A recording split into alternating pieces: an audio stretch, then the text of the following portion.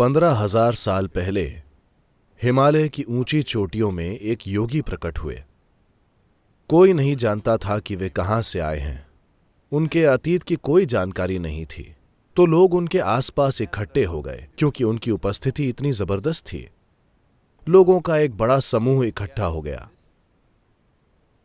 उन्हें उम्मीद थी कि वे कुछ बोलेंगे, कुछ करेंगे। उन्होंने न तो कुछ किया, न ही कुछ बोले, बस बैठे रहे। अगर मैं यहां 2 घंटे तक बस बैठा रहूं तो मैं कल्पना कर सकता हूं 15 मिनट में पिछली लाइन में बैठे लोग, और वे धीरे धीरे अब भी सिनेमा जा सकते हैं, चलो चले। अगर मैं 2 घंटे तक कुछ न बोलूं तो 90% लोग चले जाएंगे। अगर मैं 6 घंटे तक कुछ न बोलूं तो बस कुछ बहुत मजबूत लोग ही टिके रहेंगे, बाकी सब चले जाएंगे। यही उनके साथ हुआ। उन्होंने न तो कुछ किया, न ही कुछ बोले, बस बैठे रहे। एक दिन या एक हफ्ते नहीं, वे महीनों तक बस स्थिर बैठे रहे। सभी चमत्कार की उम्मीद कर रहे थे, कुछ नहीं हुआ, वे बस बैठे रहे। लेकिन वे एक बहुत बुनियादी चमत्कार नहीं समझ पाए, क्योंकि फिलहाल आपके शरीर की प्रकृति ऐसी है कि आपका अच्छा ध्यान रखा जा रहा है। आपने दोपहर में भोजन किया, शाम में शायद नाश्ता किया, और नींद न आने के लिए कॉफी भी पी, और शायद आपके बैग में भी कुछ है। कितनी चीजें हैं। इन सभी चीजों का ध्यान रखा जा रहा है, इसीलिए ये ठीक है। मान लीजिए हम आपको यहां 4 घंटे बिठा दें। सद्गुरु, कम से कम पानी? ठीक है, पानी पी लो। पानी पीने के बाद क्या आप यहां बैठ सकते हैं? सद्गुरु, ठीक है, वो करके आओ। सद्गुरु, ठीक है, अगर ये अनुमति दी तो अगली चीज बिना अनुमति के बस हो जाएगी। या दूसरे शब्दों में, जिसे आप शरीर कहते हैं, वो बस प्रक्रियाओं की एक श्रृंखला है।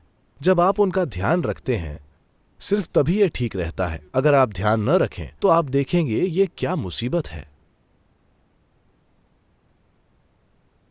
जब आप शरीर का ध्यान नहीं रखते, अगर आप भूखे हैं, वो छोड़िए। लोग कहते हैं कि 1 मिनट कितना लंबा है, ये इस पर निर्भर करता है कि आप बाथरूम के दरवाजे के किस तरफ हैं।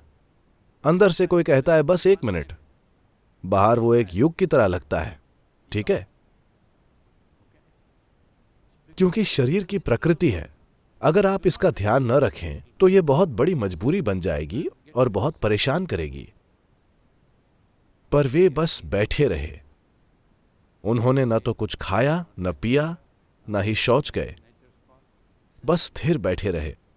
लोगों को यह भी समझ नहीं आ रहा था कि वे जिंदा हैं या मर गए। उनके जीवित होने का एक ही लक्षण था कि रुक रुक कर उनके गालों पर परमानंद के आंसू बह रहे थे, वरना वे बिना हिले डुले बैठे रहे। तो बस 7 लोग रुके रहे। उन्हें उनके इस तरह बैठने का चमत्कार समझ आया, क्योंकि अगर वे इस तरह बैठे हैं तो इसका मतलब यह है कि वो भौतिकता से परे हैं, वरना वे ऐसे बैठ ही नहीं सकते। ये 7 लोग रुके रहे, और आज हम उन 7 को सप्तऋषियों के नाम से जानते हैं। ये आदियोगी के पहले शिष्य थे। तो ये आदियोगी बस बैठे रहे, और जब इन 7 ने रुचि दिखाई तब उन्होंने कहा, ये आपके लिए नहीं है, ये कोई मनोरंजन नहीं है। वे बोले, नहीं, हम कुछ भी करने को तैयार हैं। उन्होंने उन लोगों को कुछ शुरुआती तैयारी कराई। वे कई सालों तक तैयारी करते रहे। फिर एक दिन जब सूरज की गति बदल रही थी, अभी अभी हमने ग्रीष्म संक्रांति से शरद संक्रांति में प्रवेश किया है, 22 दिसंबर को। ये फिर से 21 जून को होगा, और ये 21 जून दुनिया के लिए बहुत ही महत्वपूर्ण है, क्योंकि इसी दिन आदियोगी ने दक्षिण की ओर मुड़कर शिक्षा देनी शुरू की थी। क्योंकि सूरज दक्षिण की ओर मुड़ गया तो वे भी दक्षिण की ओर मुड़ गए और इंसान होने का यंत्र विज्ञान समझाने लगे। इसी दिन को सौभाग्य से संयुक्त राष्ट्र ने विश्व योग दिवस घोषित किया है, क्योंकि इसी दिन योग की शुरुआत हुई थी। इंसानी यंत्र विज्ञान को समझने की ये अद्भुत प्रक्रिया शुरू हो गई।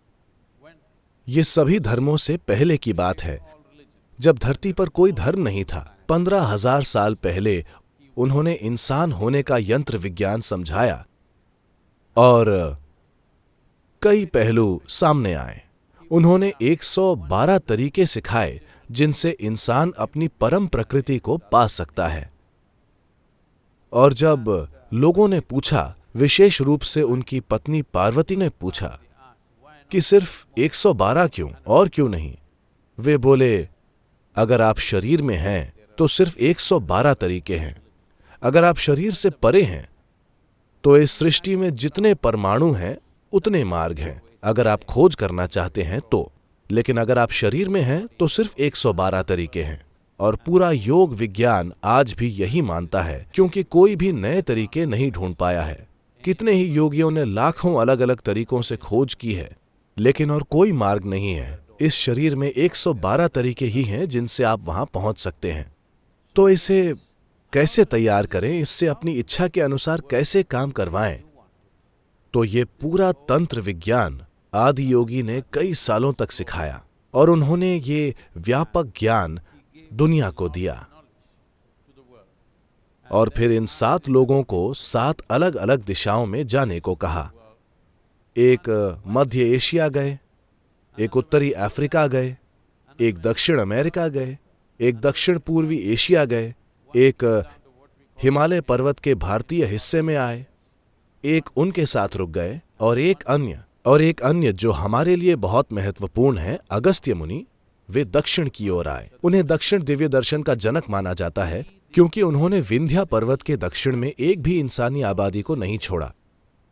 दक्कन पठार में उन्होंने सुनिश्चित किया कि हर वो इंसान जो यहाँ रहता है वो आध्यात्मिक प्रक्रिया के बारे में कुछ न कुछ जाने।